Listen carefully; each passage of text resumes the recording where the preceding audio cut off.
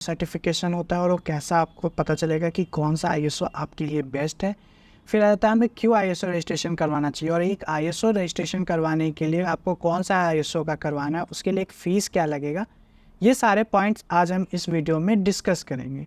तो चलिए स्टार्ट करते हैं। तो देखिए, सबसे पहले जब आप आईएसओ रजिस्ट्रेशन के लिए अप्लाई करते हैं तो आपको देखिए एक चीज़ इंपॉर्टेंट होना चाहिए कि जहाँ से भी आप आईएसओ करवा रहे हैं वो आपको क्या सर्विसेज प्रोवाइड कर रहे हैं। ऐसा नहीं कि आपने आईएसओ अप्लाई कर दिया और आईएसओ अप्लाई होने के बाद पता ही नहीं है कि आपका आईएसओ आपने पे कर दिया और आईएसओ मिल रहा है या नहीं मिला। तो उसके लिए हमारे थ्रू अगर आप करवाते तो हम आपको on time ISO certification provide करते हैं।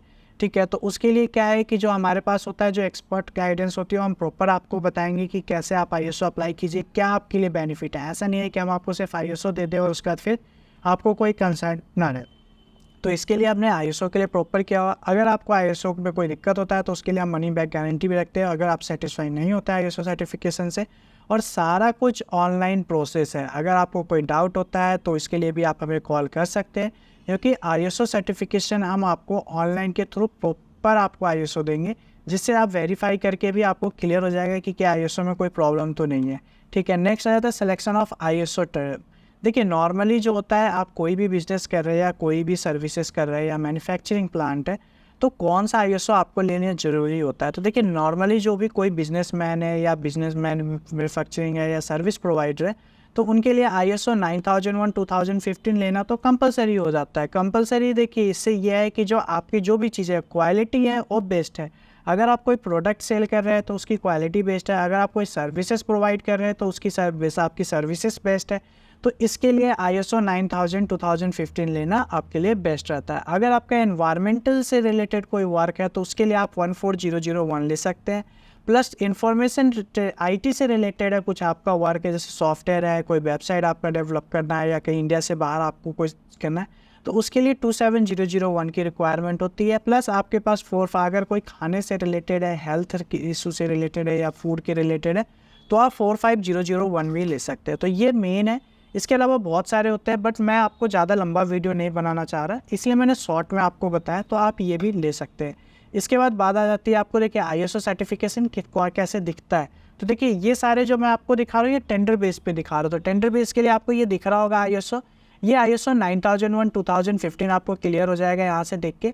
ये सारे होते हैं, इसमें ये आईएफ होता है। आईएफ के साइट पे जाके भी आप वेरीफाई कर सकते हैं कि क्या ये आईएसओ जेन्युइन है कि नहीं। ठीक है, इस हिसाब से आपको क्यूआर स्कैनर भी मिल जाता है, जहाँ से आप स्कैन करके देख सकते हैं आपका ये सारे चीज़ होता है। ये ईजीसी एक्रेडिटेशन होता है, सेम ऐसा ही आपको 14001 में मिल जाएगा। इस टाइप के आपको क्लियर हो जाएगा। तो जब भी आप आईएसओ सर्टिफिकेट का बोर्ड वो देखना चाहते हैं कि कौन सा स्टैंडर्ड है, तो आप यहाँ से नॉर्मली ईजी चेक कर सकते हैं कि कौन सा उसमें किया हुआ है। ठीक है, नेक्स्ट आ जाता है, अब बात करते हैं कि कितने दिन में मिल जाएगा आईएसओ। देखिए, नॉर्मली जो स्मॉल बिजनेसमैन होते हैं उनको 1 से 2 दिन में हम ट्राई करते हैं कि प्रोफर करवा के दे दें। अगर मीडियम है तो मीडियम में 2 से 3 डेज, और अगर लार्ज है तो 4 से 5 डेज टाइम लग जाता है। इतने दिन में हम आईएसओ सर्टिफिकेशन करवा के आपको दे देंगे। ठीक है, नेक्स्ट आ जाता है आपके, इसके बाद आ जाता है आपका हू नीड आईएसओ सर्टिफिकेशन। ये एक बहुत ही इंपॉर्टेंट रिक्वायर्ड है, क्योंकि हमें क्यों चाहिए आईएसओ सर्टिफिकेशन। देखिए, तो सबसे पहला होता है कस्टमर सेटिस्फिकेशन।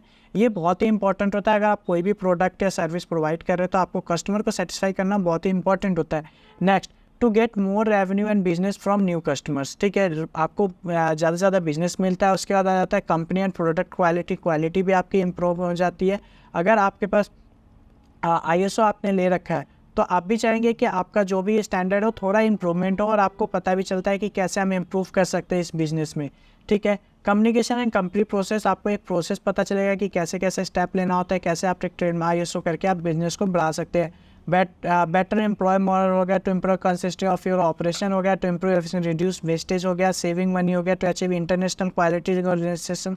अगर आपको इंडिया से बाहर भी कुछ प्रोडक्ट सेल करना है तो उसके लिए भी आप आईएसओ 9000 नॉर्मली लेके 9001 आईएफ ले लीजिए। आईएफ के बेस पे आप इंडिया से बाहर भी आप एक्सपोर्ट कर सकते हैं, जिससे क्या होता है इंटरनेशनल ट्रस्ट भी बढ़ता है और आपके ब्रांड भी ज़्यादा से ज़्यादा इंडिया से बाहर सेल होते हैं।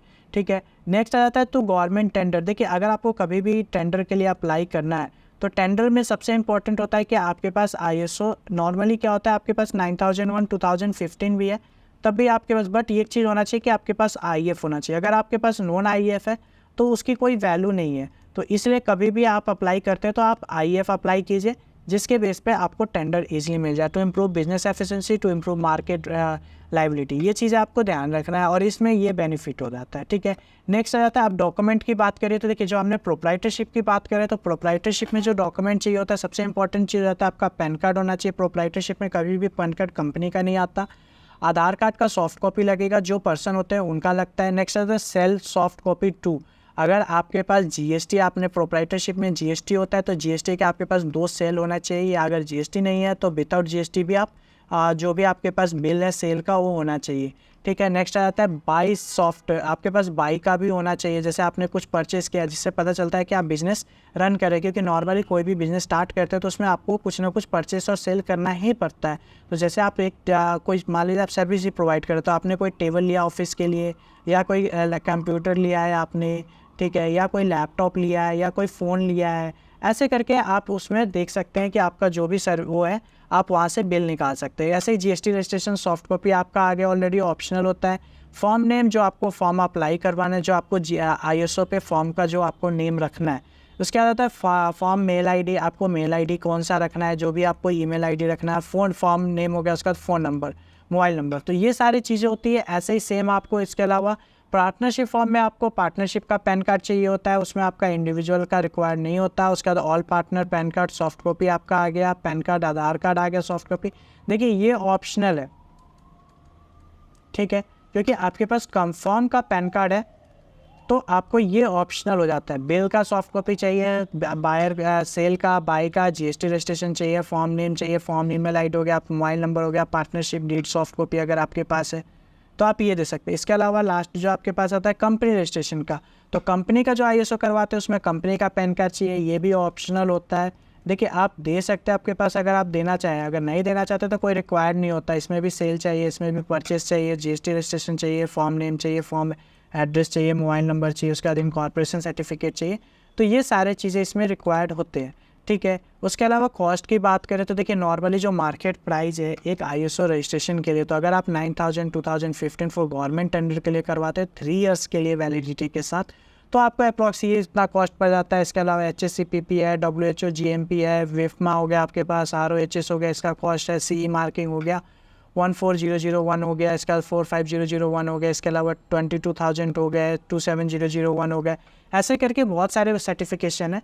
तो इससे आपको पता चल गया होगा कि हमें डॉक्यूमेंट क्या रिक्वायरमेंट होता है, क्योंकि बहुत सारे क्लाइंटों का हमारे पास क्वेरी आते हैं कि सर आईएसओ के लिए मुझे क्या क्या डॉक्यूमेंट्स की रिक्वायर्ड है।